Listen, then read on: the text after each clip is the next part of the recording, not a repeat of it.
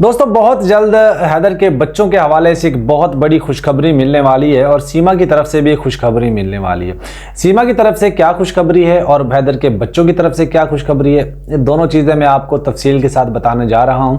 लेकिन उससे पहले मैं आपको थोड़ा सा एक बात याद करवाता चलूँ। दोस्तों अगर आपको याद हो, सीमा हैदर के जो भी डॉक्यूमेंट्स थे जो पाकिस्तान से ये लेकर गई थी, उन सब के ऊपर इसका पूरा नाम सीमा लिखा हुआ है। कहीं पे भी इसका नाम सीमा हैदर नहीं लिखा हुआ। ठीक है, इसका नाम कहीं पे, वैसे सारी दुनिया लेती है सीमा हैदर, लेकिन कहीं भी डॉक्यूमेंट्स के ऊपर इसका नाम सीमा हैदर नहीं लिखा हुआ। उन तमाम तर डॉक्यूमेंट्स, चाहे इसका आईडी कार्ड हो उसके ऊपर सीमा लिखा हुआ है, चाहे इसका बच्चों का बे फार्म हो उसके ऊपर सीमा लिखा हुआ है, बच्चों के हर बे फार्म के हर नाम के साथ हर पेपर के ऊपर इसका सीमा नाम लिखा गया। वाइफ ऑफ गुलाम हैदर लिखा हुआ है। इसके फादर का नाम सरनेम क्यों नहीं है, इसके ऊपर बहुत सारे लोगों ने सवाल पूछे, बहुत सारे चैनल्स ने सवाल पूछे, जिनमें से एक चैनल के ऊपर जब उन्होंने सवाल पूछा तो इनको इतना बुरा लगा कि वो वीडियो ही उनका उस चैनल से उड़वा दिया।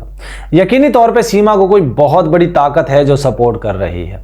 अब आप लोग सोचिए कि जब हिंदुस्तान में बहुत सारे लोग ये कहते हैं, एक फौजी का एक मैं वीडियो देख रहा था, हिंदुस्तानी सेना का एक फौजी था जो ये कह रहा था कि उधर जहाँ पे अभी कुछ दिन पहले पहलगाम में अटैक हुआ है, उस तरफ एक फौजी एहलकार की वीडियो लगा रहा था कि वो बंदा फौजी ऑफिसर जो है पैसे लेकर लोगों की घुसपैठ करवाता है। तो ये क्या ये मुमकिन है कि सीमा को वहाँ की कोई अंतर्राष्ट्रीय कोई ऐसी ताकत है, कोई ऐसी कुव्वत है जो सीमा को सपोर्ट कर रही है? क्या ऐसा मुमकिन है कि जो सीमा को सपोर्ट कर रही है, वहाँ पहले उसने पाकिस्तान में सीमा को भेजा, फिर उसके बाद वहाँ पर जो हिंदुस्तान में इसको भेजा? क्या कोई तीसरी कुव्वत है जो इन दोनों मुल्कों में लड़ाई करवाने के लिए तैयार है इस सीमा की वजह से? क्या कोई ऐसी ताकत है जो सीमा को बैकडोर राब्ते में उनकी पुष्टपनाही कर रही है, सीमा को फंडिंग कर रही है, या कोई सीमा को ऐसी चीज़ें प्रोवाइड कर रही है कि सीमा वहाँ हिंदुस्तान में बैठकर किसी को भी धमकी लगा रही है, किसी से नहीं डर रही है?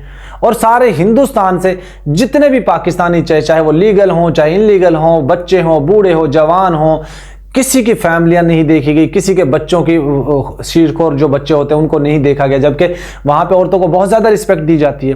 हिंदुस्तान में मोदी सरकार के अंदर औरतों को बेटी बचाओ बेटी पढ़ाओ के नारे लगते हैं और वहां पर औरत को बहुत ज़्यादा सपोर्ट मिलता है, औरत को बहुत ज़्यादा ताकतवर माना जाता है। फिर ये पाकिस्तानी महिलाएं, पाकिस्तानी खवातीन, जिन लोगों ने वहाँ पर शादी की हुई थी, जिनको 30-30 साल हो गए थे, 25 साल हो गए थे, 15 साल हो गए थे, उन लोगों को छोटे छोटे वो बच्चे छोड़कर वहां पर उनको डिपोर्ट कर दिया गया, उनके वीज़े रद्द कर दिए गए। जबकि एक तरफ कानून भी पास करवा दिया गया था कि जो लोग 2014 तक आए हैं उन लोगों को नागरिकता मिलेगी, जबकि वो तो नागरिकता उन लोगों को मिल जानी चाहिए थी जिन लोगों के अभी इन्होंने वीज़े रद्द किए हैं। उन लोगों को नागरिकता क्यों नहीं दी गई और उन लोगों को क्यों डिपोर्ट कर दिया गया?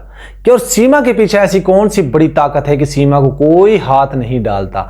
चाहे कोई पॉलिटिशियन सीमा के पास आ जाए वो भी फेल, कोई न्यूज़ पत्रकार चला जाए वो भी फेल, कोई वकील चला जाए वो भी फेल, कोई बड़ा संत साधु चला जाए वो भी फेल। सीमा ने संत साधु की भी पिटाई करवाई है, सीमा ने यूट्यूबरों की भी पिटाई करवाई है, सीमा ने पॉलिटिशियंस की भी पिटाई करवाई। राजवर्धन परमार याद है ना आप लोगों को?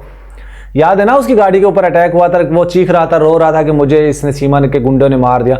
आपको याद है कि यूट्यूबर जिसका इंटरव्यू मैंने भी लिया था, राम कुमार शर्मा शायद उसका नाम था, तो उसको भी इसने पिटवाया, वो भी हॉस्पिटल में पड़ा हुआ है, स्टेटमेंट दे रहा था कि मुझे सीमा के गुंडों ने मरवा दिया। तो कहीं ना कहीं सीमा के साथ कोई बड़ी ताकतें जरूर हैं कि सीमा जिसको जी चाहे उसको पिटवा देती है, सीमा जिसको जी चाहे उसको लथाड़ा देती है और जिसका चाहे चैनल बंद करवा देती है। दोस्तों एक वीडियो में देख रहा था, एक चैनल है, उस चैनल के ऊपर उन्होंने ये सवाल पूछा, तो जब वो सवाल पूछा गया तो सीमा की ये सवाल की वीडियो ही वहाँ से उड़ा दी गई। जाहिर बात है कोई हिंदुस्तानी सरकार के अंदर, कोई विभाग के अंदर, कोई शासन प्रशासन के अंदर कोई ऐसा शख्स मौजूद है जो सीमा की पुष्टपनाही कर रहा है, जो सीमा को फंडिंग कर रहा है, जो सीमा को सपोर्ट कर रहा है, वरना सीमा इतनी ताकतवर नहीं हो सकती।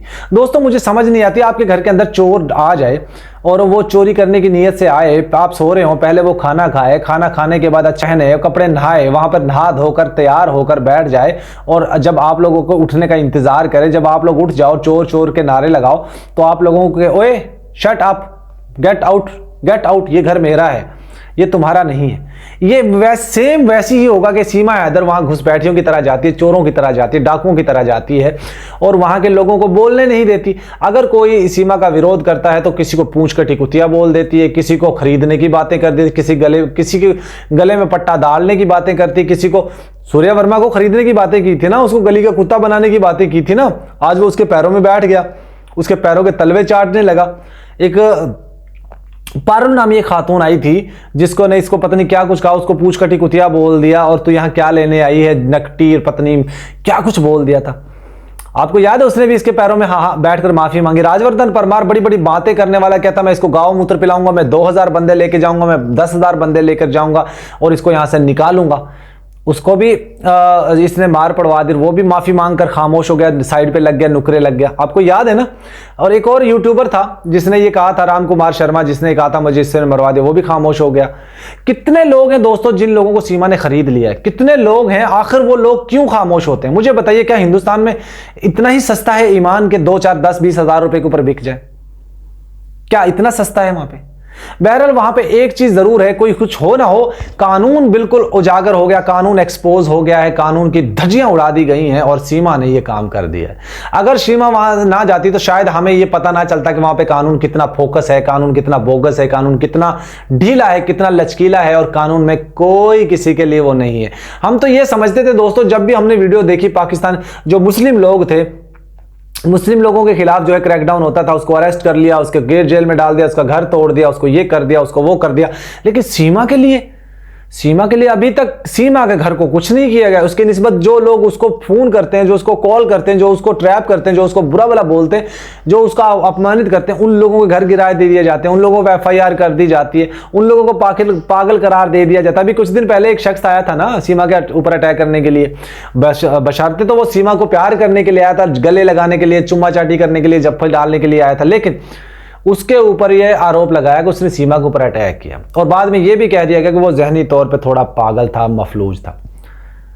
बहरहाल दोस्तों, एक बात आप लोग मानिए चाहे मत मानिए, कानून नाम की कोई चीज नहीं है हिंदुस्तान में। 2 कानून है, मुसलमानों के लिए अलग कानून है, हिंदुओं के लिए अलग कानून है, हिंदुओं के लिए जरा VIP कानून है, मुसलमानों के लिए जरा थर्ड किस्म का मतलब कानून है वो। और मुसलमान वहां पे जितने मर्जी कोशिश कर लें, ये लोग उनको डरा धमका कर ही रखते हैं और लोग बोल नहीं सकते। मैं खुला कह रहा हूं दोस्तों, मुझे पता है कितनी बहनें हमारे साथ, कितने लोग हमारे साथ जुड़े हुए हैं जो हमें बताते हैं पर्सनल में कि ये हम पे मुसलमान बोल नहीं सकता, अगर बोलेगा तो उसका घर गिरा दिया जाएगा, कि वो उसके पेपर फाड़ दिए जाएंगे, उसको ट्रोल किया जाता है, उसको हिट किया जाता है। छोटे छोटे 15-15 साल के, 12-12 साल के बच्चे, अगर उनको कोई वर्गला कर फुसला कर उनसे कोई वीडियो स्टेटमेंट ले लेता तो उनके ऊपर FIR हो जाती है।